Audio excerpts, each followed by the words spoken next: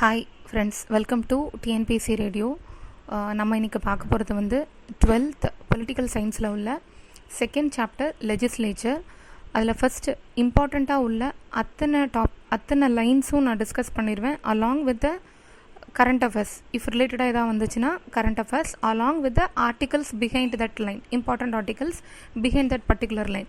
First வந்து bicameral system பார்த்துருவோம். அந்த பேஜில் ஃபஸ்ட் இருக்கிறது பைகேமரல் சிஸ்டம். பைகேமரல் சிஸ்டம் அப்படின்னா என்னென்னா 2 houses 2 levels இருக்கிறது, Appar house and lower house.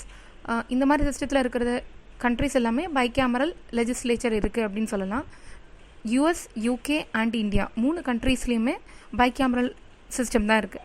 அடுத்தது we are going into number of states and UTs after the bifurcation of Jammu and Kashmir. இப்போ நம்மள்ட்ட 28 states and 8 union territories இருக்குது. Union territories பற்றி பார்த்தோன்னா Jammu and காஷ்மீரில் we have 2, Jammu and Kashmir and Ladakh.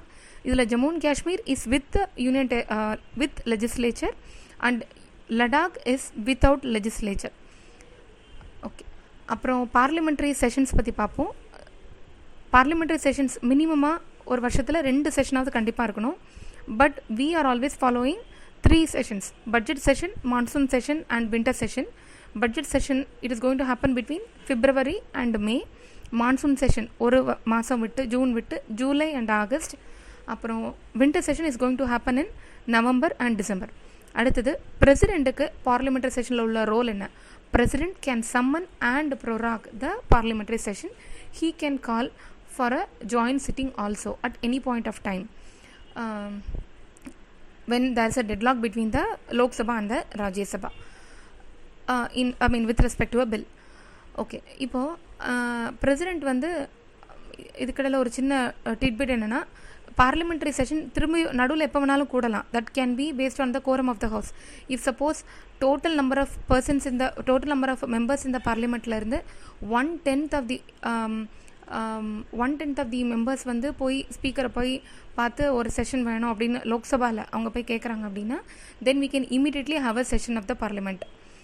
Okay, இதுக்கப்புறம் இந்த பிரசிடெண்ட்டுக்கு வந்து பார்லிமெண்ட்டை பொறுத்த வரைக்கும் உள்ள மீட்டிங்கை 2 விதமாக பிரிக்கிறாங்க. ஒன்று வந்து every year during the first sitting of the house the president will give a special address to the joint sitting of both the houses every year. That is one thing. And the other is motion of thanks once a budget is done with. So this motion of thanks pass பண்ணுறதுல வந்து if it is getting failed, then the government has to resign. So these 2 addresses, one is special address and the second one is motion of thanks. These 2 are being mentioned in an article 87. I remind, article 87ல president கொடுக்கக்கூடிய 2 address, ஒன்று வந்து special address, இன்னொன்று வந்து motion of thanks. இது 2 இதில் இருக்குது, article 87ல இருக்குது. Now we move into the women's reservation bill that is given in the page 29. So women's reservation bill பொறுத்த வரைக்கும் பில்லுன்னு தான் நம்ம ஸ்டில் சொல்லிட்டு இருக்கோம். கான்ஸ்டியூஷன் அமெண்ட்மெண்ட் ஆக்ட்னு சொல்லலை, கான்ஸ்டியூஷன் அமெண்ட்மெண்ட் பில்லுன்னு தான் சொல்லியிருக்கோம். Because it has not pass in the Lok Sabha. சரி, அப்போ எப்போ பாஸ் பண்ணாங்க? ராஜ்யசபாவில் 2010ல் பாஸ் பண்ணாங்க. இது எதை பற்றி அப்படின்னா 33% reservation of women in both union and state legislature. Okay, மற்றபடி கவர்மெண்ட் ஜாப்ஸ் அதெல்லாம் எதுவுமே சொல்ல. It is just regarding the 33% reservation of women in parliament and state legislatures மட்டும்தான்.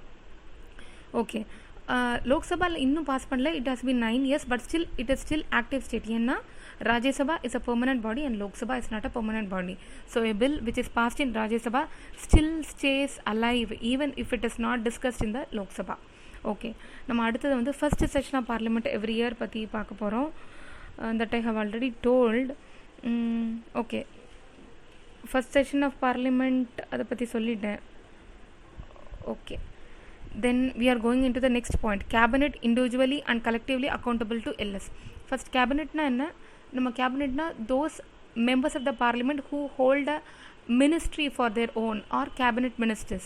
And these cabinet ministers, actually a member of Rajya Sabha can also become a cabinet minister, but he can be removed from the ministership only by the Lok Sabha members and not by the Rajya Sabha members. Okay, cabinet individually and collectively is accountable to the Lok Sabha even if the cabinet minister is belonging to the Rajya Sabha. He is individually accountable by the sense, it means that if they are not enjoying the confidence of the Lok Sabha, then they have to resign from the ministership. Okay, so now we are going into the number of constituencies. I'll tell you one thing. Number of constituencies is decided based on the census report of 2001, and this number of constituencies is delimited by a commission called delimitation commission. There is a act, delimitation act of 2002. I repeat, delimitation act of 2002, which has made the current number of constituencies constant. It cannot be changed up to 2026. It can be changed only after the first census that comes after 2026. Okay, now we will go into the number of constituencies in Lok Sabha and Rajya Sabha. There are 550 constituencies in Lok Sabha. Okay, so among that only 545 constituencies are filled and 5 members are not filled. That is only 545 கான்ஸ்டிடியூன்சிஸுக்கு தான் election நடக்குது, மிச்சம் 5க்கு election நடக்கிறதே கிடையாது. Okay, 545 மிச்சம் 5னா அது வந்து எம்டியாக கிடையாது. We have divided our India only into 545 Lok Sabha constituencies. இன்னும் 5 வந்து நம்ம 550 டிவைட் பண்ணாமல் தான் வச்சுருக்கோம். Because 545 is sufficing. இதில் வந்து என்னோட ஒரு சின்ன பாயிண்ட் என்ன அப்படின்னா, நம்மளோட we have to divide our entire Indian territory into those many constituencies such that every vote should have a equal value. எப்படி சொல்கிறேன்னா, இப்போ வந்து தமிழ்நாட்டில் வந்து ஒரு லோக்சபா கான்ஸ்டிடியூன்சி இருக்குது. அந்த ஒரு லோக்சபா கான்ஸ்டிடியூன்சியில் 1 crore பீப்புள் இருக்காங்க. ஃபார் எக்ஸாம்பிள் 1 crore பீப்புள் இருக்காங்க அப்படின்னா, ஃபார் எக்ஸாம்பிள் சிக்கிம் ரொம்ப சின்ன ஏரியா, அதில் உள்ள கான்ஸ்டிடியூன்சியில் 1 lakh பீப்புள் தான் இருக்கிறாங்க அப்படின்னா என்ன அர்த்தம் ஆகுதுன்னா, ஒரு 1 lakh பீப்புள் சேர்ந்து ஒரு மெம்பரையும், அதே மாதிரி இந்தியாவில் இன்னொரு பகுதியில் 1 crore பீப்புள் சேர்ந்து ஒரு லோக்சபா மெம்பரையும் தேர்ந்தெடுத்த மாதிரி ஒரு தவறான ஒரு செட்டப் இருக்கும். அதை வந்து ரிமூவ் பண்ணுறதுக்காக வேண்டி we have divided the Indian constituencies, Indian territory into 545 constituencies such a way that the value of vote remains equal throughout Indian territory. Okay, அடுத்தது 545லையும் we have divided into 543 plus 2. அதில் 2 வந்து Anglo Indian கம்யூனிட்டிக்கு போகுது. அதை பற்றி நம்ம Lateran பார்ப்போம். இந்த 543க்கு தான் நம்ம எலெக்ஷன் நடத்தி நம்ம வந்து பண்ணுறோம். இந்த 2 ஆங்கிலோ இண்டியன் நாமினேஷன் யார் பண்ணுறேன்னா பிரசிடென்ட். இது வந்து ஆப்ஷனல் தான். இது வரைக்குமே இது எப்படி இருந்ததுன்னா, இப்போ அது கிடையாது. இது வரைக்குமே அது எப்படி இருந்ததுன்னா ஆப்ஷனலாக தான் இருந்தது. If the president things that the Anglo Indians are not sufficiently nominated, sufficiently present in the Lok Sabha, if they are not having sufficient membership, then only he can give the 2 nominations from the Anglo-Indian community. It is optional that he can also resist from giving the nomination. Okay, அடுத்த ராஜ்யசபா. ராஜ்யசபாவில் உள்ள இந்த constituencies divide நம்ம வந்து constitute பண்ணுறது வந்து it is given in article 80. So article 80 states that India can have 250 Rajya Sabha constituencies. Again இதுலேயுமே நம்ம வந்து எப்படி பிரிச்சிருக்கோம்னா 245 தான் பிரிச்சிருக்கோம். ரிமைனிங் 5 வந்து நம்ம டிவைட் பண்ணல, 5 டிவைட் பண்ணல, 245 தான் நம்ம பிரிச்சிருக்கோம். இதுலேயுமே பார்த்தீங்கன்னா 233 வந்து ஸ்டேட் லெஜிஸ்லேட்டிவ் அசம்பிளிஸ்லேருந்து போகுது. 12 வந்து நாமினேட்டட் பை த பிரசிடென்ட். இது வந்து கண்டிப்பாக அவங்க நாமினேட் பண்ணணும், பிரசிடென்ட் வந்து நாமினேட் பண்ணணும். There is no other option.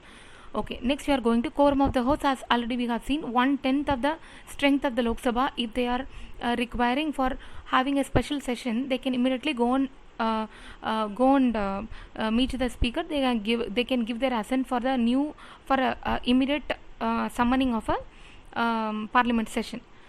Okay, quorum of the house. அப்புறம் power lacking of nominated members இருக்காங்க.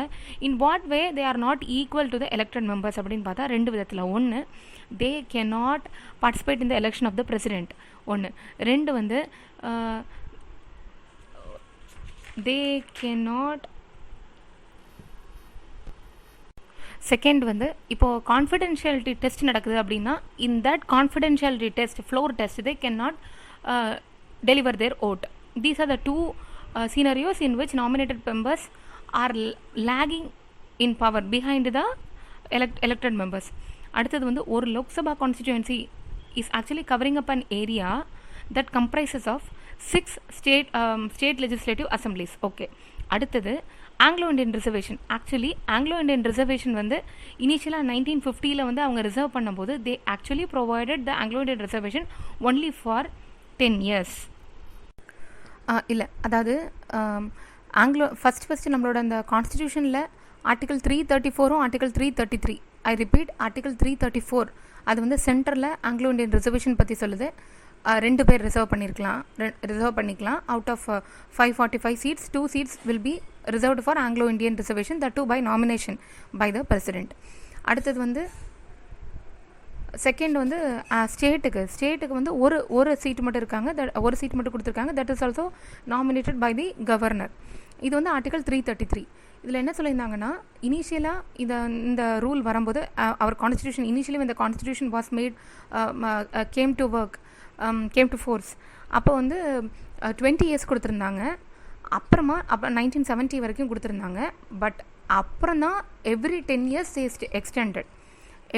எக்ஸ்டெண்டட் அண்ட் இந்த வருஷம் வந்து நாங்கள் என்ன பண்ணியிருக்காங்கன்னா அதை அபாலிஷ் பண்ணிட்டாங்க.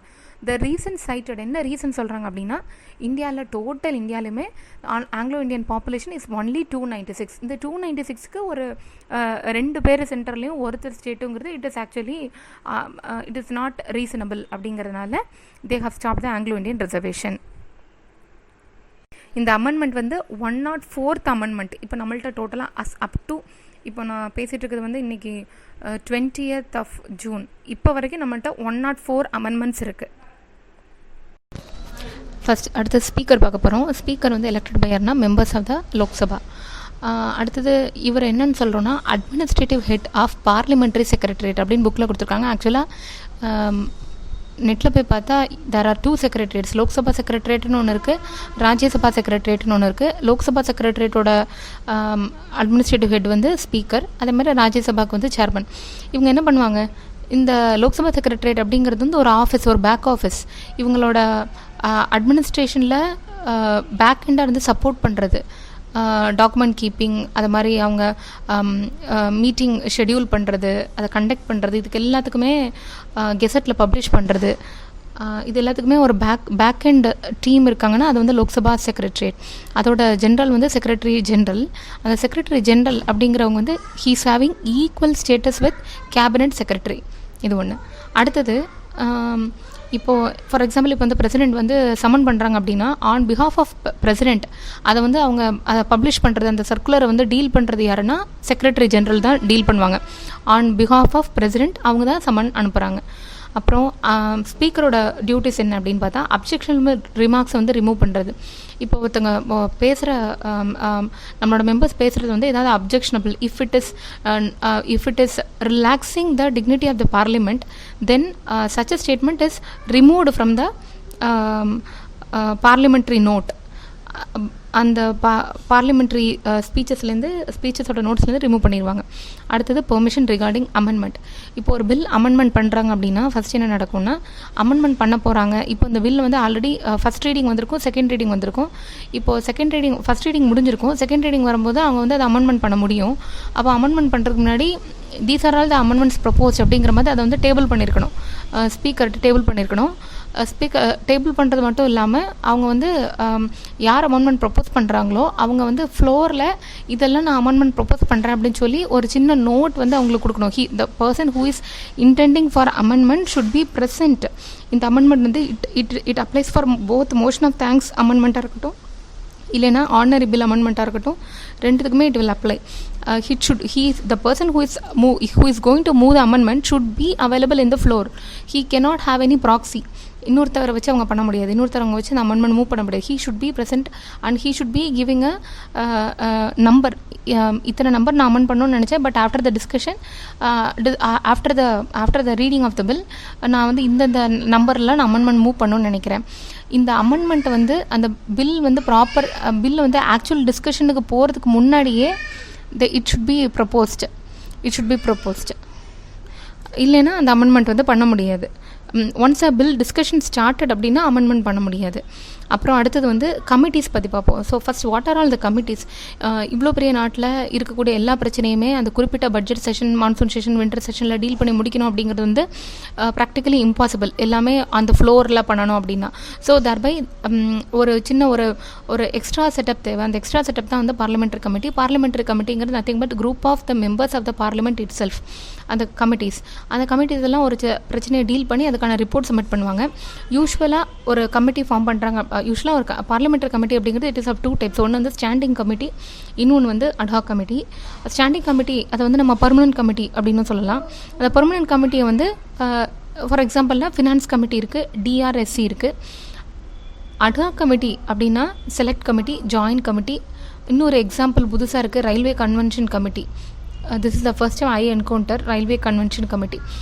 செலக்ட் கமிட்டி அப்படின்னா தெரியும் உங்களுக்கு. செலக்ட் கமிட்டினா இப்போது ஏதாவது ஒரு இஷ்யூ இருக்குது, அந்த இஷ்யூவை பற்றி டீல் பண்ணணும், எக்ஸ்பர்ட்ஸ் வேணும்.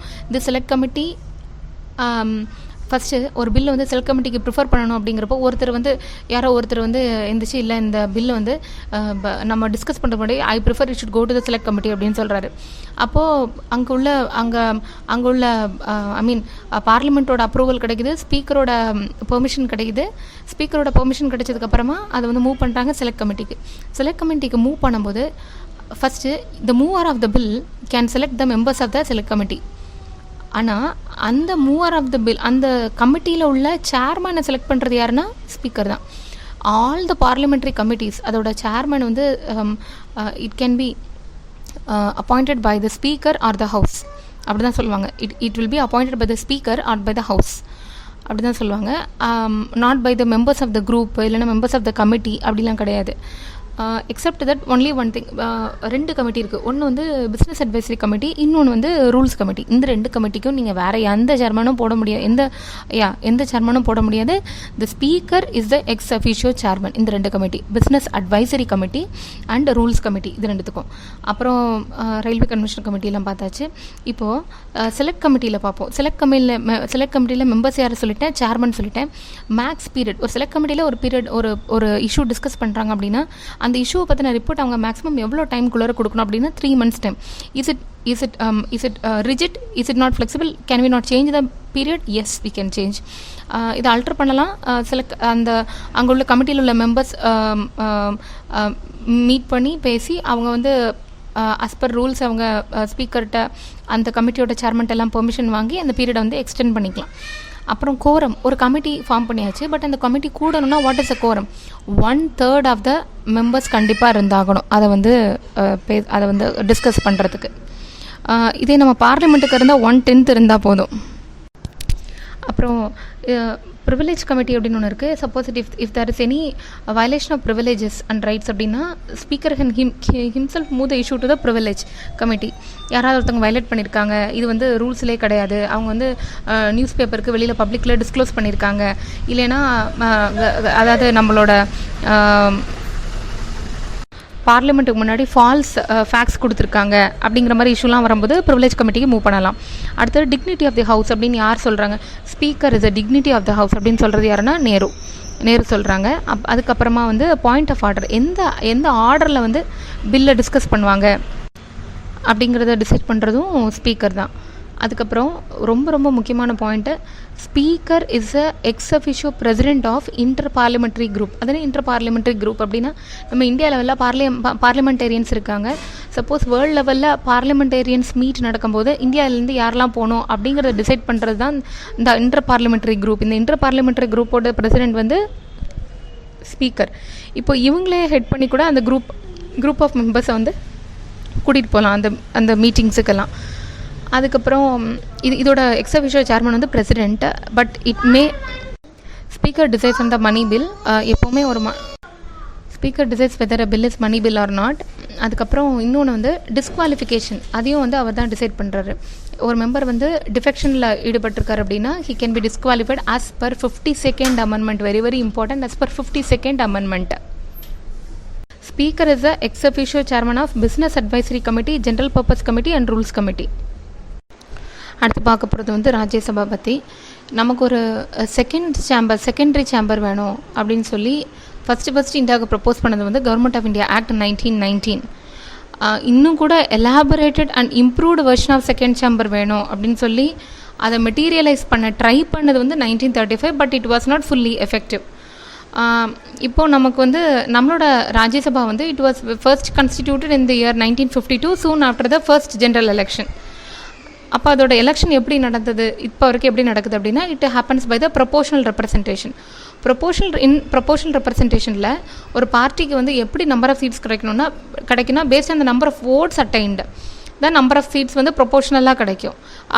மெஜாரிட்டி ஓட்ஸ் அந்த மாதிரிலாம் கிடையாது. Based on the number of votes they attain they will get those number of seats. இது வந்து நடக்கிறது ஓப்பன் பேலட்டில். தட் இஸ் நமக்கு தெரியும் இவங்க யாருக்கு ஓட் பண்ணுறாங்க அப்படிங்கிறது பப்ளிக்காகவே தெரியும். அடுத்தது வந்து இனிஷியலாக நம்மளோட கான்ஸ்டியூஷன் வந்து என்ன ரெஃபர் பண்ணாங்க, வாட் தே ப்ரிஸ்கிரைப்டு வாஸ், எந்த ஸ்டேட்லேருந்து ராஜ்யசபா சீட்டை வந்து ஃபில் பண்ணணுமோ அந்த ரெப்ரசன்டேட்டிவ் வந்து should belong to that state அப்படிங்கிறது வந்து ஒரு ரூலாக இருந்தது. But this rule was done away with in 2003. அதுக்கப்புறம் நம்பர் ஆஃப் மெம்பர்ஸ், இதில் எத்தனை பேர் வரலாம், எத்தனை கான்ஸ்டிடியூன்சிஸ் இருக்கலாம், எத்தனை சீட்ஸ் இருக்கலாம் அப்படிங்கிறத ஃபிக்ஸ் பண்ணுறது வந்து 4th ஷெட்யூல். ஏற்கனவே முன்னாடி பார்த்தோம். Article 80 deals with the with the method. அப்புறம் நம்பர் ஆஃப் சீட்ஸ் பற்றி பார்ப்போம். நம்ம தமிழ்நாடு வந்து third highest number of Rajya Sabha seats இருக்குது, 18 இருக்குது. ஃபர்ஸ்ட் இருக்கிறது யார், UP 31, மகாராஷ்டிரா 19 அண்ட் தமிழ்நாடு வந்து 18. இப்போ அடுத்தது வந்து a comparison of India's Rajya with the other upper chambers in the other countries. யூஎஸ்லையும் யூகேலையும் நம்ம ஆல்ரெடி சொல்லியிருக்கோம். யூஎஸ், யூகே, இந்தியா மூணுமே பை கேமரல் தான் அப்படின்னு சொல்லியிருக்கோம். இப்போ யார் ஹையஸ்ட் பவர்னு கேட்டால் யூஎஸோட ராஜ்யசபா தான் ஹையஸ்ட் பவர். அதுக்கு அடுத்த பவரில் இந்தியா, அதுக்கு அடுத்த பவரில் யார் இருக்கான்னா யூகே இருக்காங்க. யூகேல ஆக்சுவலாக ரொம்ப பவர் லெஸ்ன்னே சொல்லலாம், வெரி லெஸ் பவர் தான் அவங்களுக்கு இருக்குது. அடுத்தது நம்ம பார்க்க போகிறது வந்து பார்லிமெண்ட்ரி ப்ரிவிலேஜஸ். பார்லிமெண்ட்ரி ப்ரிவிலேஜஸை பற்றி டீல் பண்ணக்கூடிய ஆர்டிக்கல் வந்து article 105. I repeat, parliamentary privileges பற்றி டீல் பண்ணக்கூடிய ஆர்டிக்கல் 105. இதை நம்ம 3 விதமாக பிரிச்சுக்கலாம். Special rights, immunities and exceptions. Special rights என்னென்னா ஃப்ரீடம் ஆஃப் ஸ்பீச், அவங்க என்ன வேணால் பேசலாம். எந்த கோர்ட்டும் நீங்கள் ஏன் இப்படி பேசுனீங்க அப்படிங்கிறதுக்காக வேண்டி அவங்க மேலே கேஸ் போட முடியாது, அவங்கள என்கொயரிக்கு கூப்பிட முடியாது. நீங்கள் பேசுனதுக்காக வேண்டி ஒரு என்கொயரிக்கு கூப்பிட முடியாது அவங்கள. அடுத்தது வந்து இம்யூனிட்டிஸ்னால் from court proceedings on their own civil and criminal cases. இப்போ அவங்க மேலே ஒரு சிவில் அண்ட் கிரிமினல் கேஸ் இருக்குது அப்படின்னா, ஆக்சுவலாக வந்து சிவில் கேஸ்க்கு வந்து அவங்கள அரெஸ்ட் பண்ண முடியாது 40 days before and after the session of the parliament. அந்த டைமில் அவங்கள அரெஸ்ட் பண்ண முடியாது. ஒன்று, செஷன் நடந்துட்டு இருக்கும் போதும் அரெஸ்ட் பண்ண முடியாது. கிரிமினல் கேஸாக இருந்தாலுமே அவங்கள வந்து உள்ள பார்லிமெண்ட்டுக்கு உள்ளர அந்த கேம்பஸ்குள்ளே வச்சு அவங்கள வந்து அரெஸ்ட் பண்ண முடியாது. இப்போ பவர்ஸ் ஆஃப் லோக்சபாவுக்கு போகும். இந்த சிவில் அண்ட் கிரிமினல் கேஸ் பற்றி நம்ம டீட்டெயிலாக பார்ப்போம். ஏன்னா பிரசிடென்ட், அப்படி வைஸ் பிரசிடென்ட் ஒவ்வொருத்தராக பற்றி பார்க்கும்போது அவங்களுக்கு இருக்கக்கூடிய இம்யூனிட்டியெல்லாம் என்ன அப்படிங்கிறதெல்லாம் பற்றி பார்க்கும்போது தனியாகவே நம்ம பார்ப்போம். பவர்ஸ் ஆஃப் லோக்சபா பார்க்க போகிறோம். இது வந்து 2-3 விதமாக நம்ம பிரிச்சுக்கிட்டோம்னா நமக்கு ஞாபகம் இருக்கும். ஃபர்ஸ்ட் பவர்ஸ், காமன் பவர்ஸ் இருக்கும் லோக்சபாக்கும் ராஜ்யசபாக்கும். இந்த introduction and passage of ordinary bill இருக்கும். அதுக்கப்புறம் ப்ரொக்ளமேஷன் ஆஃப் எமர்ஜென்சியில் ஈக்குவல் பவர் இருக்கும். ஆனால் எமர்ஜென்சியை வந்து டிஸ்அப்ரூவ் பண்ணுறதுல வந்து லோக்சபாவுக்கு தான் பவர் இருக்கும், ராஜ்யசபா வந்து அதை பண்ண முடியாது. இப்போ ஃபினான்ஸ் ரிலேட்டடாக, இப்போ ஃபர்ஸ்ட் ஆஃப் ஆல் ரெஜிஸ்ட்ரேஷன் ரிலேட்டடாக மணி பில் இருக்கும். மணி பில் அப்படின்னு என்ன அர்த்தம்? That bill consist of some issues that falls under the items listed in the article 110 அப்படின்னு வச்சுக்கலாம். 110க்குள்ளே கீழே இருக்கக்கூடிய ஐட்டம்ஸில் ஃபால் ஆகக்கூடிய அத்தனை இஷ்யூஸுமே மணி பில் தான். இதே வந்து ஃபினான்ஸ் பில் 1, ஃபினான்ஸ் பில் 2 அப்படின்னு இருக்குது. ஃபினான்ஸ் பில் 1 அப்படின்னு என்னென்னா, those are not coming under article 110, article 110 மட்டும் எக்ஸ்க்ளூசிவாக இல்லாமல் வேறையும் சில ஐட்டம்ஸ் இருக்கும். இதில் ஃபினான்ஸ் பில் 1ல் அதெல்லாம் சேர்த்தது தான் வந்து ஃபினான்ஸ் பில் 1.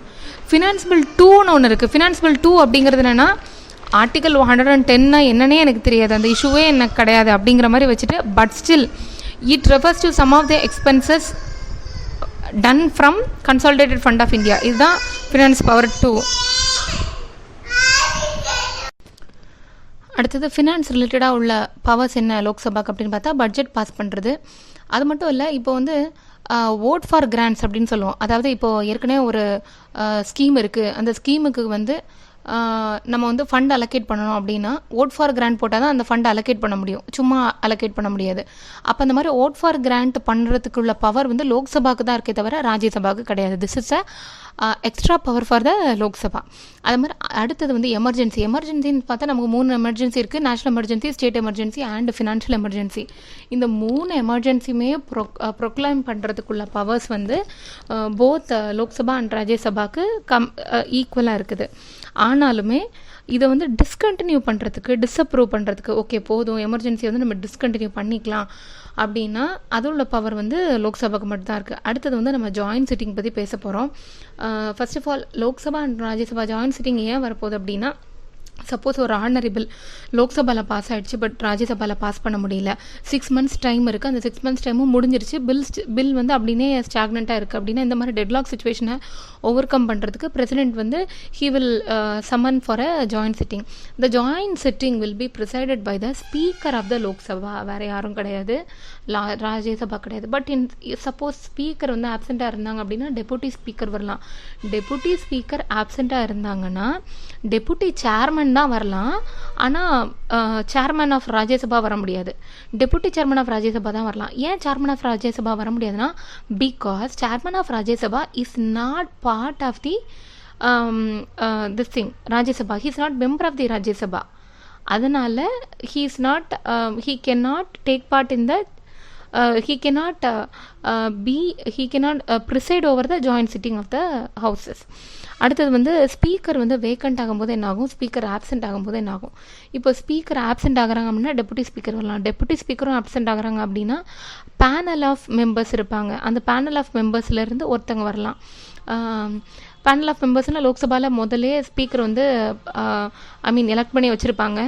அந்த எலெக்ட் பண்ணி வச்சுருந்தாங்கன்னா இவங்க இந்த options of deputy speaker also panel of the members வந்து அதுலேருந்து யாராவது ஒருத்தங்க வந்து வரலாம், மேலே ஸ்பீக்கராக இருக்கலாம். ஆனால் ஸ்பீக்கர் வந்து வேக்கண்ட்டாக இருக்கும்போது, ஸ்பீக்கர் பொசிஷன் வேக்கண்ட்டாக இருக்கும்போது இவங்க வேறு யாருமே தலையிட முடியாது. டைரெக்டாக யார் ஸ்பீக்கர் அப்படிங்கிறத சொல்லக்கூடிய உரிமை வந்து பிரசிடெண்ட்டுக்கு மட்டும்தான் உண்டு. அடுத்தது நம்ம போகிறது வந்து powers of Rajya Sabha. Powers of Rajya Sabha எல்லாத்துலேயுமே சிமிலர் தான், எக்ஸப்ட் 2 powers. ஒன் வந்து ஆர்டிகல் 249, இன்னொன்று ஆர்டிகல் 312. ஆர்டிகல் 249 என்ன சொல்லுது, நமக்கு ஏற்கனவே 3 விதமான லிஸ்ட் இருக்குது: union list, concurrent list and state list. இப்போது யூனியன் வந்து எப்போல்லாம் எதுலெல்லாம் லா டிவைஸ் பண்ணலான்னா, they can device law in union list and concurrent list but not in state list. But Rajya Sabha நினைச்சா they can give the authority to the parliament to devise laws for the state list. இது இந்த பவரை கொடுக்கக்கூடிய article வந்து article 249.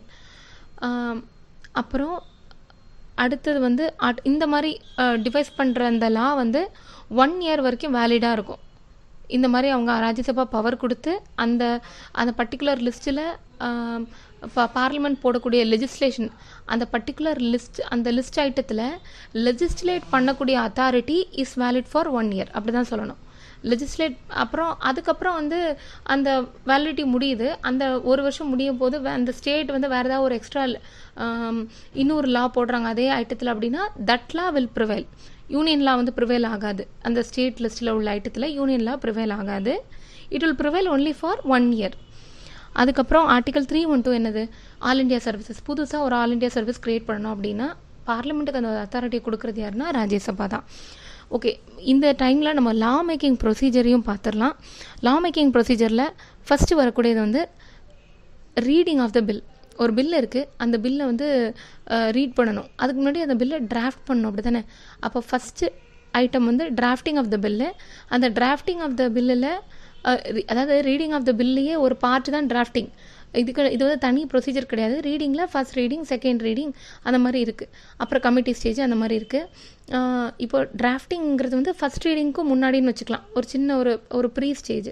அந்த first ரீடிங்கில் டிராஃப்டிங்கில் என்ன பண்ணுறாங்கன்னா எக்ஸ்பர்ட்ஸை வச்சு அந்த பில்லை வந்து டிராஃப்ட் பண்ணுறாங்க. Experts in that particular field about which the bill is talking about.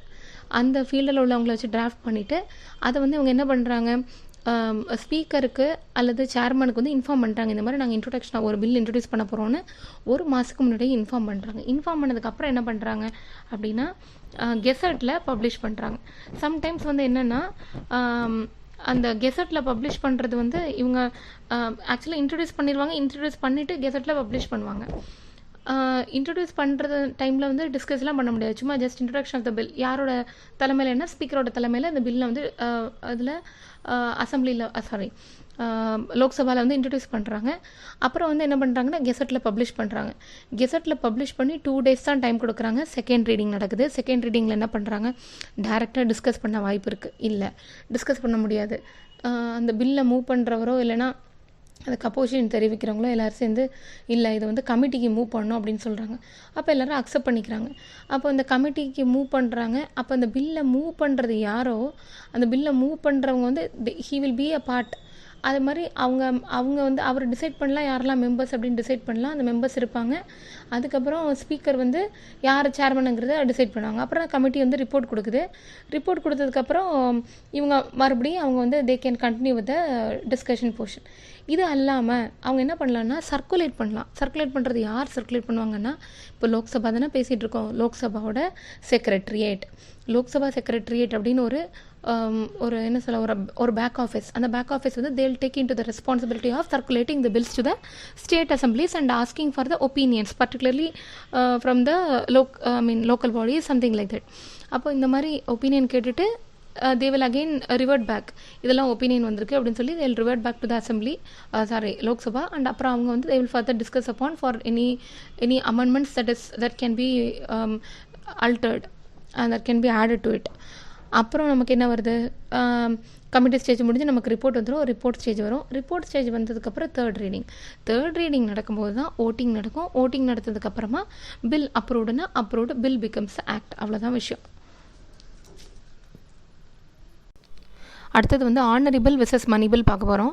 இதில் வந்து ஆர்டினரி பில் அப்படின்னா it can be introduce only either by the member or by the minister. ஆனால் மணி பில் அப்படிங்கிறது வந்து it can be introduced only by minister. அதே டைமில் வந்து ordinary bill அப்படிங்கிறது வந்து எவ்வளோ நாள் டீடைன் பண்ணியிருக்கலாம், அதை வந்து டிஸ்கஸ் பண்ணாமல் பாஸ் பண்ணாமல் அப்படின்னா 6 months வரைக்கும் டீடைன் பண்ணியிருக்கலாம். அதே வந்து மணி பில் அப்படின்னா அது வந்து ஒன்லி 14 days தான் டீடைன் பண்ணியிருக்கலாம். அடுத்தது ஆர்டினரி பில் அப்படிங்கிறது வந்து சர்டிஃபிகேட் வந்து நாட் ரிக்வயர்டு. அது வந்து ஒரு ஹவுஸில் வந்து இன்னொரு ஹவுஸ். பட் மணி பில்க்கு வந்து லோக்சபாலேருந்து ராஜ்யசபா போகும்போது it requires a certificate from the speaker. Ordinary பில்லில் வந்து ஜாயின்ட் சிட்டிங் வந்து அலோவ் பண்ணுவாங்க. பட் மணி பில்லில் வந்து if there is some deadlock then there is no joint sitting allowed. அதே மாதிரி கான்ஸ்டிடியூஷன் அமெண்ட்மெண்ட் பில்லையும் கூட நமக்கு வந்து ஜாயின்ட் சிட்டிங் அலோவ் பண்ண மாட்டாங்க. அப்புறம் ஆர்டினரி பில் வந்து டிஃபீட் ஆச்சு அப்படின்னா அதனால ஒன்றும் பிரச்சனை இல்லை. பட் அந்த ஆர்டினரி பில்லை வந்து இன்ட்ரடியூஸ் பண்ணது வந்து மினிஸ்டராக இருந்தாங்கன்னா if it gets defeated in the floor then it initiates a resignation of the government. But money bill defeat ஆனாலே உடனே it goes to the resignation of the government. அப்புறம் வந்து ஆர்டினரி பில்லில் வந்து it can be rejected, approved or returned. ஆனால் மணி பில்லில் வந்து it can be rejected or approved but it cannot be returned for reconsideration. அடுத்து நம்ம பார்க்க போகிறது வந்து union list, state list and concurrent list. இப்போது அந்த இதை வந்து ஒரு ஸ்டோரி மாதிரி நான் சொல்கிறேன். யூனியன் லிஸ்ட் வந்து ஈஸியாக கண்டுபிடிச்சிடலாம். Defence, atomic energy, foreign affairs, war and peace, banking, railways, post and telegraph, airways, port, foreign trade, currency and coinage எல்லாமே ஈஸியாக கண்டுபிடிச்சிடலாம் எக்ஸப்ட் போர்ட்ஸ் மட்டும் கொஞ்சம் கண்டுபிடிக்கிறது கஷ்டம். டக்குன்னு கன்ஃபியூஸ் ஆக வாய்ப்பு இருக்குது. போர்ட்ஸ் வந்து யூனியன் லிஸ்ட் தான்.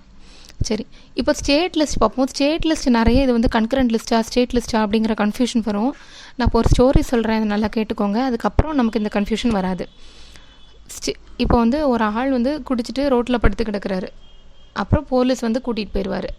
அந்த பையன் யாருன்னா அது ஆள் இல்லை, பையன். அந்த பையன் வந்து ஸ்டேட் பப்ளிக் சர்வீஸ் கமிஷனுக்கு படிக்கிற ஒரு பையன். ஏதோ ஒரு ஸ்டேட் பப்ளிக் சர்வீஸ் கமிஷனுக்கு படிக்கிற ஒரு பையன். படிக்காமல் எதுவும் வேலை பார்க்காம அவன் வந்து குடிச்சிட்டு ரோட்டில் படுத்து கிடக்கிறான். அவனுக்கு அப்போ வந்து அவனோட ஹெல்த்தும் கெடுது. அதனால் போலீஸ் வந்து அவனை பிடிச்சிட்டு போய் ப்ரிசனில் போடுது. இது ஒரு சின்ன ஸ்டோரி. இதுக்கு எப்படி இருக்குன்னா, state public service, trade and commerce, agriculture, liquor, land, public health,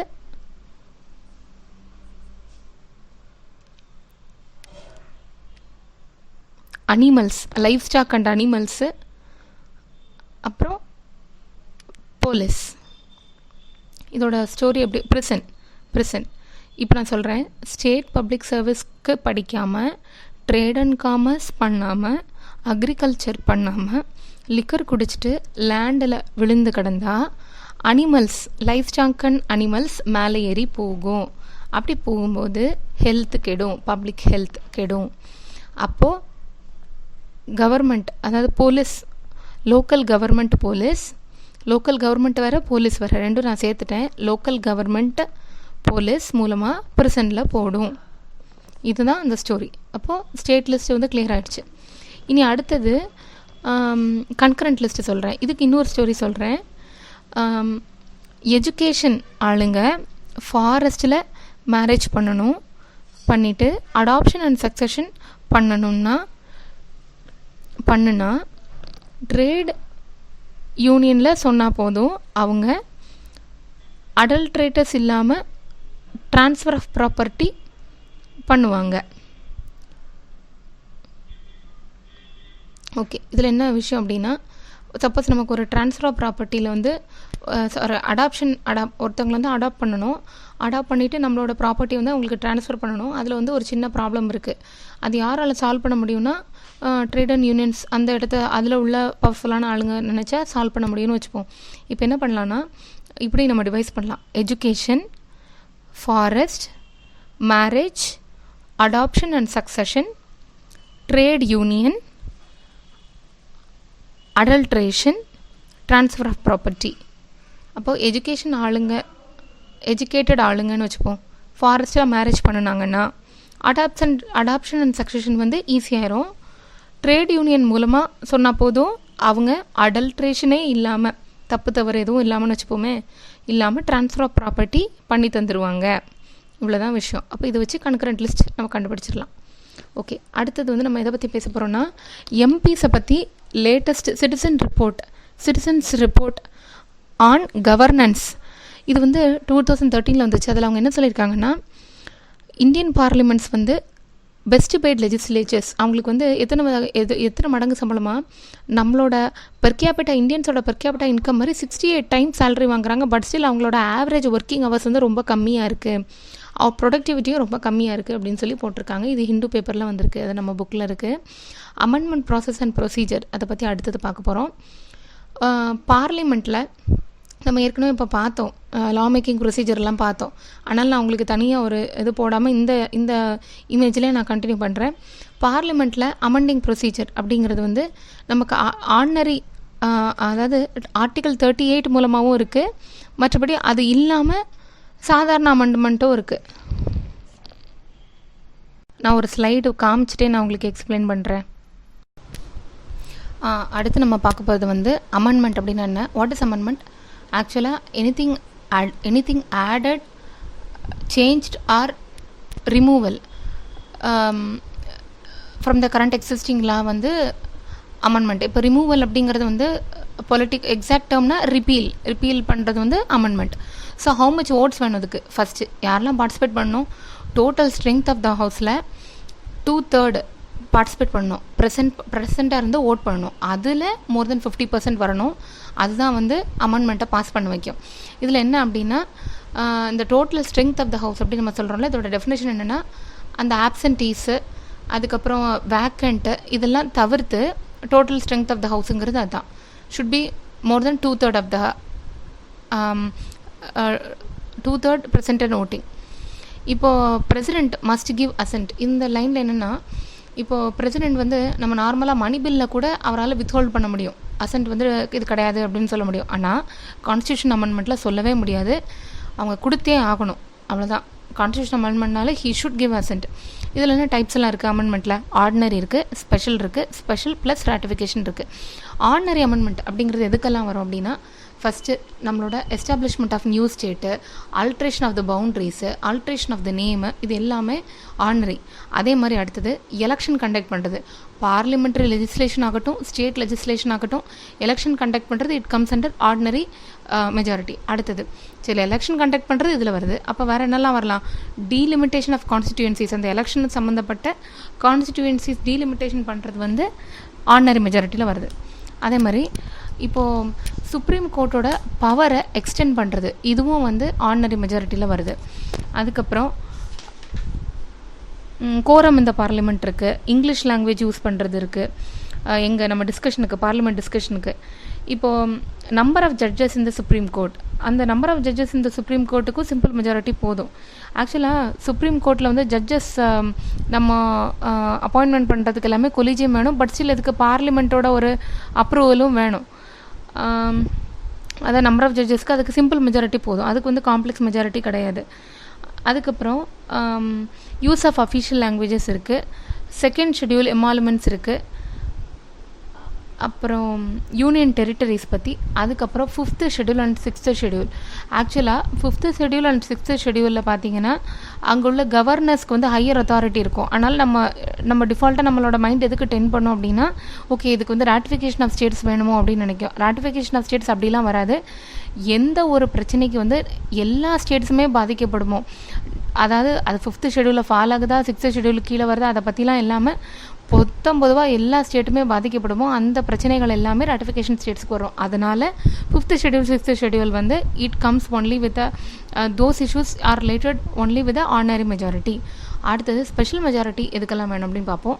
2 முக்கியமான விஷயம், ஒன்று வந்து ஃபண்டமெண்டல் ரைட்ஸ், இன்னொன்று வந்து டைரக்டிவ் பிரின்சிபல்ஸ். ஓகே, அதுக்கப்புறம் இதை தவிர வேறு என்ன, ஃபஸ்ட்டு இந்த சிம்பிள் மெஜாரிட்டிலையும் ஸ்பெஷல் மெஜாரிட்டி ப்ளஸ் ராட்டிஃபிகேஷனில் வராதது எல்லாமே இந்த ஸ்பெஷல் மெஜாரிட்டி ஆஃப் பார்லிமெண்ட்டில் வரும். அப்புறம் amendment by special majority with consent of the state, இது அடுத்தது என்னென்னு பார்ப்போம். With consent of the state வருதுன்னா என்னெல்லாம் வரும், ஸ்டேட்டோட தொடர்புடைய, ஸ்டேட் லெஜிஸ்லேச்சரோட தொடர்புடையது. ஃபார் எக்ஸாம்பிள் இப்போது relationship between union and states அப்படின்னா கண்டிப்பாக ஸ்டேட்டோட ராட்டிஃபிகேஷன் வேணும். அப்புறம் election of president and vice president, அதுலேயுமே வந்து நம்மளோட எலெக்ஷன் ஆஃப் பிரசிடென்ட்டில் வந்து நம்மளோட both union legislative and state legislature 2 பேருமே பார்ட்டிசிபேட் பண்ணுறாங்க இல்லையா, அதனால அவங்களோட ராட்டிஃபிகேஷன் வந்து கண்டிப்பாக வேணும். அதுக்கப்புறம் இதுலேயும் சுப்ரீம் கோர்ட் அண்ட் ஹைகோர்ட் கொடுத்துருக்காங்க, இதில் டீட்டெயில் இல்லை, நான் இனிமேல் ஏதாவது ஒரு வீடியோவில் டீட்டெயிலோட சேர்த்து போடுறேன்.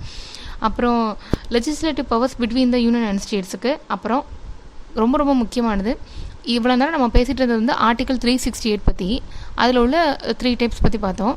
இந்த ஆர்டிகல் 368ஐயே நீங்கள் அமெண்ட் பண்ணணும்னு நினச்சிங்கன்னா அப்போனா உங்களுக்கு ராட்டிஃபிகேஷன் ஆஃப் ஸ்டேட்ஸ் கண்டிப்பாக வேணும்.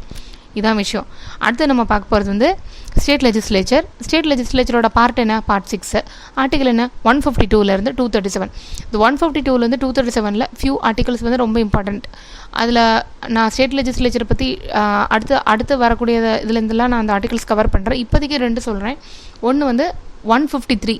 ஆர்டிகல் 153 என்ன சொல்லுதுன்னா, நம்ம கேள்விப்பட்டிருப்போம் கவர்னர் வந்து மோர் தென் 1 ஸ்டேட் பார்க்கலாம் அப்படின்னு. ஆக்சுவலாக 2 ஆர் மோர் ஸ்டேட் கூட அவங்க பார்க்கலாம். அது 2 அப்படிங்கிறது வந்து இது கிடையாது, மேக்ஸிமம் லிமிட் கிடையாது. 2 ஆர் மோர் ஸ்டேட் கூட பார்க்கலாம். இதை பற்றி சொல்கிறது தான் அந்த ஆர்டிகல் 153. அடுத்து ஆர்டிகல் 213 ரொம்ப ரொம்ப முக்கியமானது, ஆர்டினன்ஸ் ஆர்டிகல். அதுதான், இது 2 தான் இப்போதைக்கு. நம்ம போக போக இன்னும் நிறைய ஆர்டிகல்ஸ் பார்க்கலாம். அதுக்கப்புறம் இப்போது கவர்னர் அப்படிங்கிறது யார், அவங்க வந்து ஒரு constitutional head of the state. அவர் யாரெல்லாம் அப்பாயிண்ட் பண்ணலாம், கவுன்சில் ஆஃப் மினிஸ்டர்ஸ் அப்பாயிண்ட் பண்ணலாம், அட்வொகேட் ஜென்ரல் அப்பாயிண்ட் பண்ணலாம். நம்ம சென்ட்ரல் லெவலில் வந்து அட்டார்னி ஜென்ரல்னு சொல்லுவோம், ஸ்டேட் லெவலில் வந்து அட்வொகேட் ஜென்ரல் அப்படின்னு சொல்லுவோம். இது போக வேறு யாரை அப்பாயிண்ட் பண்ணலாம் அப்படின்னா members of SPSC, members of the state public service commission, அவங்கள வந்து அப்பாயிண்ட் பண்ணலாம். அதுக்கப்புறம் ஸ்டேட் பப்ளிக் சர்வீஸ் கமிஷனை பற்றி நம்ம இன்னும் டீட்டெயிலாக பார்க்கலாம். ஏன்னா அவங்களுக்கு வந்து திருப்பி அவங்களால வர முடியுமா, இல்லைனா வேறு ஏதாவது கவர்மெண்ட் ஜாபுக்கு போக முடியுமா அப்படிங்கிறத பற்றிலாம் எஸ்பிஎஸ்சி பார்க்கும்போது, ஸ்டேட் பப்ளிக் சர்வீஸ் கமிஷனை பற்றி பார்க்கும்போது டீட்டெயில்டாக பார்க்கலாம். இப்போதைக்கு கவர்னரால் மட்டும்தான் ஸ்டேட் பப்ளிக் சர்வீஸ் கமிஷன் மெம்பர்ஸை அப்பாயிண்ட் பண்ண முடியும். மெம்பராக இருக்கிறவங்களா தான் சேர்மனாக மாற முடியும். ஓகே, அடுத்தது நாமினேஷன் பவர் என்னெல்லாம் இருக்குன்னா, members of legislative council. Members of legislative கவுன்சில்னா என்ன, 1/6 of the total strength of the legislative council தான் கவர்னரால் நாமினேட் பண்ணுறாங்க. ஓகே, அடுத்தது இப்போ இந்த லெஜிஸ்லேட்டிவ் கவுன்சில் வேண்டாம்னு நினைக்கக்கூடிய ஸ்டேட் என்ன பண்ணுவாங்கன்னா, ஒரு ரெசல்யூஷன் பாஸ் பண்ணுவாங்க. ரெசல்யூஷன் பாஸ் பண்ணி என்ன பண்ணுவாங்கன்னா, பார்லிமெண்ட்டை ரெக்வஸ்ட் பண்ணுவாங்க, நீங்கள் வந்து எங்களோட லெஜிஸ்லேட்டிவ் கவுன்சிலை அபாலிஷ் பண்ணி கொடுங்க. அதை வந்து பண்ணோன்னா அவங்களுக்கு என்ன தேவை தெரியுமா, சிம்பிள் மெஜாரிட்டி போதும். ஓகே, அடுத்தது கவர்னர் ஆகிறதுக்குள்ள எலிஜிபிலிட்டி வந்து 35 இயர்ஸ். அவங்களோட discretionary powers at extraordinary circumstances. அது என்ன எக்ஸ்ட்ராடினரி சர்க்கம்ஸ்டன்சஸ் ஆக்சுவலி ஃபேக்ட் படி பார்த்தீங்கன்னா பிரசிடெண்ட்டுக்கும் கவர்னரோட பவர்ஸையும் நம்ம ரெண்டுத்தையுமே கம்பேர் பண்ணோன்னு வச்சுக்கோங்களேன். கவர்னருக்கு இல்லாத ஒரு பவர் பிரசிடெண்ட்டுக்கு இருக்குது அப்படின்னா அது வந்து டெத் பர்டன், அதாவது தூக்கு தண்டனையை வந்து மன்னிச்சு போப்பா அவனுக்கு தண்டனையே கிடையாது அப்படின்னு சொல்லி விடுறதுக்குள்ள பவர் வந்து பிரசிடெண்ட்டுக்கு இருக்குது. ஆனால் அதுக்கு வந்து அவருக்கு எந்த முறையில் என்கொயரி பண்ணணும்னு நினைக்கிறாரோ அந்த முறையில் என்கொயரி பண்ணணும். அந்த என்கொயரி பண்ணி அதோட ரிசல்ட்டை கொடுக்கணும். இப்போது அவரோட ரிசல்ட்டை வந்து கோர்ட் வந்து என்ன ஏன் அப்படி கொடுத்தீங்க அப்படின்னு கேட்க முடியாது. ஒரே ஒரு கண்டிஷன், சப்போஸ் அதே மாதிரி சர்க்கம்ஸ்டன்சஸில் இருக்கக்கூடிய வேற ஒரு நபருக்கு அவர் டெத் பர்டன் கொடுக்க மறுத்துட்டு இவருக்கு வந்து டெத் பர்டன் கொடுத்தார் அப்படின்னா அண்டர் த சிமிலர் சர்க்கம்ஸ்டன்சஸ் இதில் பயஸ்டாக இருந்திருக்காருன்னு சொல்லி வேணால் supreme court can ask for reasons, அதாவது அவங்க வந்து இன்கொயர் பண்ணலாம், அந்த கேஸை வந்து இன்கொயர் பண்ணலாம். ஓகே, அங்கே போயிட்டோம். ரொம்ப பிரசிடெண்ட்டோட பவர் வந்து டெத் பர்டன் இருக்குது, ஆனால் கவர்னருக்கு வந்து டெத் பர்டனை வந்து டெத்து சென்டென்ஸை வந்து பர்டன் பண்ண முடியாது. ஒன்று. ரெண்டாவது வந்து கவர்னருக்கு என்ன எக்ஸ்ட்ரா பவர் இருக்குது அப்படின்னா discretionary power at times of என்ன சொல்ல ஒரு கன்ஃபியூஷன், கவர்மெண்ட் ஃபார்ம் ஆகிறதுல ஒரு கன்ஃபியூஷன் இருக்கிற நேரத்தில் governor has is own discretion. எப்படின்னா சப்போஸ் இப்போ வந்து எப்போ நம்ம டிசல்யூஷன் அப்படின்னு ஒன்று இருக்குது, டிஸ்மிசல் அப்படின்னு 2 வார்த்தை இருக்குது.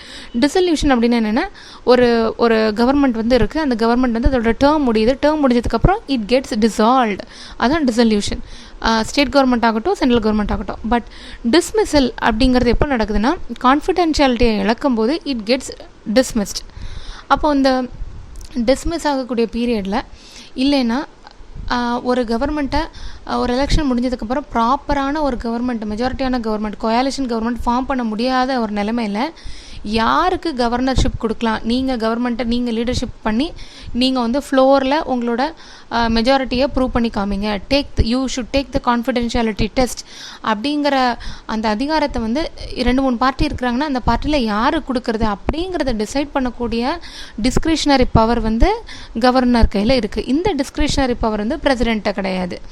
அதுதான் வந்து அவங்க சொல்கிறாங்க discretionary power at extraordinary circumstances during the constitutional during the என்ன சொல்ல conflict இல்லைனா confusing circumstances கவர்மெண்ட் ஃபார்ம் பண்ணிருக்காங்க. Okay, will go to appointment of HC judges. ஹைகோர்ட்டாக இருந்தால் கூட அதோட அப்பாயின்மெண்ட் யார் பண்ணுறாங்க, பிரசிடென்ட் தான் பண்ணுறாங்க. அப்போ ரிமூவல் யார் பண்ணுவா, வேறு நம்ம பண்ணிக்கலாமான்னா பண்ண முடியாது. Removal is done by the impeachment process. Supreme court ஜட்ஜஸ்க்கு என்ன இம்பீச்மெண்ட் ப்ரொசீஜரோ அதே ப்ரொசீஜர் தான் ஹைகோர்ட்டுக்கும் இம்பீச்மெண்ட் ப்ரொசீஜர் உண்டு. அதுக்கப்புறம் கவர்னர் என்ன பண்ணலான்னா he can recommend for a president's rule. President நீங்கள் வந்து இந்த ஸ்டேட்டோட ரூலை வந்து யூ ப்ளீஸ் டேக் ஓவர், ஏன்னா இங்கே கான்ஸ்டியூஷன் பிரேக் டவுன் நடந்துருச்சு அப்படிங்கிற மாதிரி சொல்லி இது பண்ணலாம், அவங்களுக்கு வந்து ரெக்கமெண்ட் பண்ணலாம். இப்போ நம்ம பார்க்க போகிறது வந்து சீஃப் மினிஸ்டர் பற்றி. சீஃப் மினிஸ்டர் வந்து head of the government. Head of the state யார், governor. Head of the government யார், சீஃப் மினிஸ்டர். அவங்களோட இப்போ ஒரு சீஃப் மினிஸ்டர் இருக்காங்க, he is not already member of the state legislative assembly அப்படின்னா he can become a chief minister, and later within 6 months of period of time he has to be eligible to be he has to face the election and he has to become the member of the assembly. அதே வந்து அவங்க ஒரு வேளை MLC இருந்தது அந்த ஸ்டேட்டில் அப்படின்னா MLC ஆகி கூட அவங்க வந்து சீஃப் மினிஸ்டர் ஆகிக்கலாம். அடுத்தது வந்து நம்ம பார்க்க போகிறது பார்லிமெண்ட்ரி கமிட்டிஸ் பற்றி. இதில் வந்து நம்ம புக்கில் கொடுத்தது ஸ்டாண்டிங் கமிட்டிஸ் கிளியராக கொடுத்துருக்காங்க, பட் அட்வைசரி கமிட்டி வந்து அவ்வளோ கிளியராக கொடுக்கல. நான் அதை எக்ஸ்பிளைன் பண்ணுறேன். ஸ்டாண்டிங் கமிட்டிஸில் நமக்கு ஃபஸ்ட் இருக்கிறது வந்து ஃபினான்ஸ் கமிட்டி இருக்குது, அப்புறம் டிபார்ட்மெண்ட் ரிலேட்டட் ஸ்டாண்டிங் கமிட்டி இருக்குது, அப்புறம் கமிட்டி டு இன்கொயர் இருக்குது, ஸ்க்ரூட்டினைஸ் அண்ட் கண்ட்ரோல் இருக்குது, டே டு டே ஆக்டிவிட்டீஸ் எடுக்கிற கமிட்டி இருக்குது, அப்புறம் ஹவுஸ் கீப்பிங் கமிட்டி இருக்குது. ஃபினான்ஷியல் கமிட்டி இது கண்டிப்பாக நம்ம வந்து ஞாபகம் வச்சுக்கணும். Public accounts committee, estimate committee and committee on public undertaking. Public accounts committee அப்படின்னா இப்போது பப்ளிக் அக்கௌண்ட்ஸ் கமிட்டியில் யூஸ்வலாக யார் வந்து ஹெட்டாக இருப்பாங்கன்னா அப்போசிஷன் பார்ட்டிலேருந்து ஒருத்தங்க ஹெட்டாக இருப்பாங்க. ஹெட்டாக இருந்தால் என்ன பண்ணுவாங்க, கண்டிப்பாக அந்த பாலிசிஸ் அது இம்ப்ளிமெண்டேஷன்லாம் ப்ராப்பராக ஃபண்டு அப்ரோப்ரேஷன் நடந்திருக்கா அப்படிங்கிறத அவங்க கரெக்டாக பார்ப்பாங்க. இவ்வளோ பணம் செலவழிஞ்சுன்னு நினச்சிருக்காங்க, பட் இவ்வளோ பணம் உண்மையிலே செலவழிஞ்சிருக்கா அப்படிங்கிறத அவங்க செக் பண்ணுவாங்க. அடுத்தது வந்து இந்த பிஎஸ்சியில் வந்து முக்கியமான பாயிண்ட் என்ன அப்படின்னா சிஏஜோட ரிப்போர்ட்டை வந்து அவங்க அதை வந்து they will take it as a guide. ரொம்ப ரொம்ப இம்பார்ட்டன்ட் பாயிண்ட் இது. அப்புறம் எஸ்டிமேட்ஸ் கமிட்டி. எஸ்டிமேட்ஸ் கமிட்டியும் கிட்டத்தட்ட இதே தான். இப்போ அவங்க இதில் நம்ம புக்கை பொறுத்த வரைக்கும் என்ன சொல்லியிருக்காங்கன்னா, ஒரு ப்ராஜெக்ட் நடக்குது, அந்த ப்ராஜெக்ட்டுக்கான எஸ்டிமேட்டை டிஃபைன் பண்ணுறதும், அது சம்மந்தமாக விசிட்ஸ் போகிறதும், டூர்ஸ் போகிறதும், அதை வச்சு அவங்க கேதர் பண்ண நாலேஜை வச்சு இதோட எஸ்டிமேட்ஸை வகுக்கிறதும் அவங்க சொல்லியிருக்காங்க. அதே டைமில் நம்மளோட ஃபண்ட் எக்ஸ்பெண்டிச்சரையும் அவங்க ஓவர்வியூ பண்ணுறாங்க அண்ட் ஸ்கீம்ஸ். அப்புறம் கமிட்டி ஆன் பப்ளிக் அண்டர்டேக்கிங்னா நம்மளோட மற்ற எல்லா என்டர்பிரைசஸ் அதாவது கவர்மெண்ட்டோட மெஜாரிட்டி ஃபண்ட் இருக்கக்கூடிய பப்ளிக் செக்டர் என்டர்பிரைசஸ் இதெல்லாம் யார் ஆடிட் பண்ணுறாங்கன்னா சிஏஜி தான் ஆடிட் பண்ணுறாரு. ஆக்சுவலாக சிஏஜி என்னெல்லாம் ஆடிட் பண்ணலாம், he can audit both union and state government. அவரோட ஆடிட்டிங் பற்றி எந்த ஆர்டிகல் சொல்லுது, 149 to 151 தான் அந்த ஆடிட்டிங்கோட சிஜியோட பவர்ஸ் பற்றி சொல்லுது. ஈவன் லோக்கல் பாடிஸ் அளவுக்கு கூட அவங்க இறங்கி ஆடிட் பண்ணலாம், ப்ரொவைடட் த லோக்கல் பாடி அவங்க ஆடிட் பண்ணுற அந்த பர்டிகுலர் ஏரியா இல்லைன்னா அந்த particular thing it should be using the union fund. அப்படிங்கிற பட்சத்தில் லோக்கல் பாடிஸோட அதாவது என்ன சொல்ல ஃபங்க்ஷன்லேயும் அவங்க ஆடிட் பண்ணலாம். அடுத்தது டிபார்ட்மெண்ட் ரிலேட்டட் ஸ்டாண்டிங் கமிட்டி. நம்மக்கிட்ட 24 டிபார்ட்மெண்ட் ரிலேட்டட் ஸ்டாண்டிங் கமிட்டி இருக்குது. அடுத்தது கமிட்டி டு இன்கொயர். இந்த டிபார்ட்மெண்ட் இதை பற்றி நான் டீட்டெயில்டாக சொல்கிறேன். நான் பாலிட்டி அதாவது லக்ஷ்மிகாந்த் பாலிட்டி சொல்லும்போது இதை பற்றி சொல்கிறேன். டிபார்ட்மெண்ட் ரிலேட்டட் ஸ்டாண்டிங் கமிட்டி 24, அவ்வளோ மட்டும் ஞாபகம் வச்சுக்கோங்க. நம்ம புக்கில் அதை தாண்டி இல்லை. கமிட்டி டு இன்கொயரில் committee on petition, privilege, ethics. இது மூணுமே பார்த்திங்கன்னா ஒரு கம்ப்ளைண்ட் போது அந்த கம்ப்ளைண்ட் சால்வ் பண்ணுறதுக்கான கமிட்டிஸை தான் இருக்கும். Petition, privilege, ethics. ப்ரிவிலேஜ் அதை ஆல்ரெடி சொல்லியிருக்கேன். ஏதாவது இஃப் சம்திங் இப்போ ஒரு மினிஸ்டர் ஒரு தவறான இன்ஃபர்மேஷன் கொடுக்குறாங்க அப்படின்னா it is a breach of privilege. அதனால் அவங்க மேலே ஆக்ஷன் எடுக்கலாம். அதுக்கு அடுத்தது பார்ப்போம் ஸ்க்ரூட்டினைஸ் அண்ட் கண்ட்ரோல். இதில் நிறைய இருக்குது. இது நம்மளால் ஞாபகம் வச்சுக்க முடியுமா எனக்கு தெரியல. அதனால் நான் என்ன பண்ண போகிறேன்னா இதை ஸ்கிப் பண்ணிவிட்டு மிச்சதெல்லாம் சொல்லிடுறேன். ஸோ தட் இதை தவிர வேறு ஏதாவது கமிட்டி வந்துச்சுன்னா that definitely belongs to scrutinise and control committee. இப்போ நான் BSc EC committee on public undertaking சொல்லியிருக்கேன். இது மூணுமே கம்ஸ் அண்டர் ஃபினான்ஷியல் கமிட்டி, அது நல்லா தெரியும். டிஆர்எஸ்சிங்கிறது அவங்க பொதுவாக தான் கொடுத்துருக்காங்க. அப்புறம் நான் சொன்ன மாதிரி கம்ப்ளைண்ட் பண்ணுற மாதிரி நேச்சர் இருந்ததுன்னா it belongs to committee to enquire. அடுத்தது டே டு டே ஆக்டிவிட்டி. அதில் ஒரு ஸ்கூலில் டே டு டே என்னெல்லாம் நடக்கும் நீங்கள் சொல்லுங்கள். ஆப்சன்டீஸ் இருப்பாங்க, மெம்பர்ஸ் இருப்பாங்க, ஸ்கூலில் ரூல்ஸ் இருக்கும். கிட்டத்தட்ட அதே தான் அங்கேயும். ரூல்ஸ் கமிட்டி இருக்குது. ஆப்சன்டீஸ் பற்றி அவங்களோட அட்டண்டன்ஸை மெயின்டைன் பண்ணுறதுக்கு ஒரு கமிட்டி இருக்குது. If they are not keeping up the attendance, அப்புறம் அவங்க மேலே ஒரு ஒழுங்கு நடவடிக்கை எடுக்கிறதுக்கான வாய்ப்பு இருக்குது. அப்புறம் ப்ரைவேட் மெம்பர் பில் இருக்குது. Business advisory committee. இது என்ன பிஸ்னஸ் அட்வைசரி கமிட்டி அப்படின்னா நான் ஏற்கனவே சொல்லியிருக்கேன் உங்களுக்கு. Business advisory committee, general purpose committee, இதுக்கெல்லாம் யார் ஹெட்டாக இருப்பாங்க, சேர்மனாக இருப்பாங்க, ஸ்பீக்கர் தான். இவங்களை தவிர வேறு யாரும் இதுக்கெல்லாம் சேர்மனாக இருக்க முடியாது. இவங்க என்ன பண்ணுவாங்க, எந்த ஆர்டரில் ஒரு பில் பாஸ் பண்ணலாம், ஒரு பில்லை டிஸ்கஸ் பண்ணலாம் அப்படிங்கிற மாதிரியான கொஷின்ஸ்க்கெல்லாம் தே கேன் டிசைட். அது மாதிரி பாயிண்ட் ஆஃப் ஆர்டர் அப்படிங்கிறது ஆக்சுவலாக நான் இதுக்கு முன்னாடி சொல்லும்போது நான் பிஸ்னஸ் அட்வைசரி கமிட்டியோட சேர்த்து சொல்லிட்டேன். பாயிண்ட் ஆஃப் ஆர்டர் அப்படிங்கிறது என்னென்னா, இப்போ ஒரு இஷ்யூ எழுது, இது பார்லிமெண்ட்ரி ரூல்ஸ்க்கு எதிரானது அப்படின்னு ஏதாவது ஒரு மெம்பர் ஃபீல் பண்ணாங்கன்னா they can raise a question, they can raise என்ன சொல்ல issue of point of order. அப்படின்னா ஸ்பீக்கர் அதுக்கு ரெஸ்பாண்ட் பண்ணணும். பாயிண்ட் ஆஃப் ஆர்டர் அப்படியா, இது பாயிண்ட் ஆஃப் ஆர்டர்லேருந்து விலகி இருக்கா அப்படிங்கிறதுக்கு ஸ்பீக்கர் ரெஸ்பாண்ட் பண்ணணும். அடுத்தது ஹவுஸ் கீப்பிங் கமிட்டி. ஒரு ஹவுஸில் என்னெல்லாம் இருக்கும், ஃபஸ்ட்டு ஹவுஸ் இருக்கும், அப்புறம் ஒரு லைப்ரரி. ஒரு எக்ஸாம்பிளுக்கு சொல்கிறேன், நம்மள்ட்ட புக்ஸ் எல்லாம் வச்சுருப்போம் இல்லையா, லைப்ரரி இருக்கும். அப்புறம் ஜென்ரல் பர்பஸுக்கு தேவையான ஜாமானங்கள் இருக்கும். அப்புறம் சேலரி கண்டிப்பாக வேணும். இதெல்லாம் வச்சு மெயின்டைன் பண்ண சேலரி வேணும். அப்போ ஹவுஸ் கீப்பிங் கமிட்டி நமக்கு தெளிவாயிடுச்சு.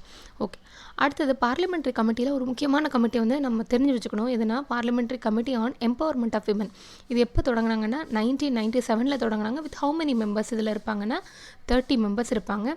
லோக்சபாவும் இருக்கும், ராஜ்யசபாவும் இருக்கும். இதை ஞாபகம் வச்சுக்கணும். Not only Lok Sabha, it also contains from members from Rajya Sabha also.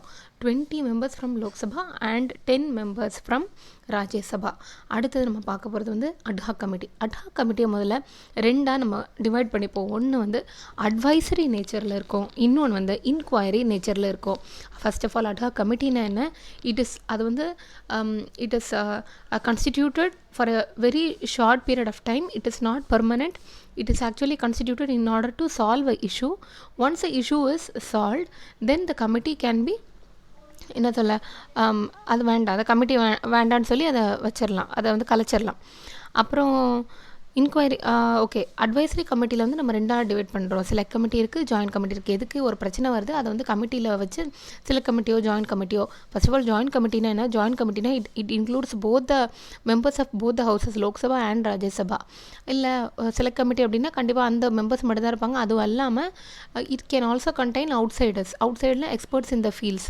ஓகேவா? அடுத்தது வந்து இன்கொயரி கமிட்டி. இன்கொயரி கமிட்டியில் வந்து அதுலேயும் அகைன் 2 கமிட்டி இருக்குது. இண்டிவிஜுவலாக அந்த இன்கொயரி கமிட்டி அப்படின்னு சொன்னால், for example 2G scum inquiry வந்து இண்டிவிஜுவலாக ஒரு கமிட்டி இருக்குது. It belong to one house only. அதே ஜாயின்ட் கமிட்டினா போத் லோக்சபா அண்ட் ராஜ்யசபா இருக்கும். இப்போ ஃபார் எக்ஸாம்பிள் போஃபர்ஸ் ஸ்கேமை வந்து இன்கொயர் பண்ணுறதுக்காக வேண்டி members of both the houses were brought into a committee, joint committee, and then the inquiry took place.